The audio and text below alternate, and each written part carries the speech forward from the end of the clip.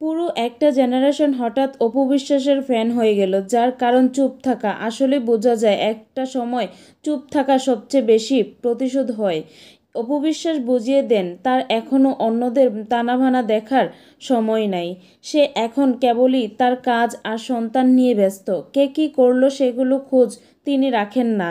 আসলে একজন গুণী অভিনেত্রীর পাশাপাশি একজন সাহসী নারী, হার মানা পরিশ্রমিক একজন মা।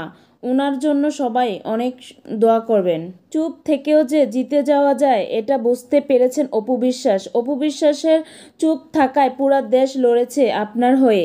ব্র্যান্ড প্রমোটার থেকে উদ্যোক্তা, কন্টেন্ট ক্রিয়েটর, সাধারণ মানুষ আপনার হয়ে লড়েছে। আপনি তো এত মানুষের ভালোবাসা পাচ্ছেন, তার থেকে আর বড় কি হতে পারে? এ থেকে আমাদের শিক্ষা নেওয়া উচিত। চুপ থেকে জিতে যাওয়া যায়। অনেকে বলে অপু বিশ্বাসকে নাকি শাকিব খান মেনে নিবে না, তাহলে কেন ঘুরতে বের হন ও শাকিব খান অপু বিশ্বাসের সাথে এখনও ভালোবাসেন? এগুলো অপু বিশ্বাসের প্রমাণ করার কোনো প্রয়োজন হয় না মানুষকে।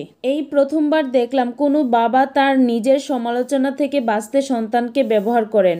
সারা দেশের মানুষ যখন সাবান ছাড়া ধুয়ে দিল, তখন তিনি তার সন্তানকে মিস করছেন। আসলেই মেগাস্টার শাকিব খান, আপনি অভিনয়ের সেরা, সেটা হোক ক্যামেরা কিংবা বাস্তব জীবনের মধ্যে। অপু বিশ্বাসের ভালোবাসা হারালেও মাতৃত্বের জিতেছেন। তার পাশে কেউ ছিল না, ছিল শুধু একটা ছোট হাত। সে হাত ধরে অপু বিশ্বাস হাঁটছে অন্ধকার ভেদ করে আলোর দিকে। ভাঙা স্বপ্নের ভেতর থেকেও ছেলেকে দিয়েছে এক পরিপূর্ণ জগৎ। এই মায়ের চোখ হয়ে পানি থাকলেও মুখে জয়ের হাসি।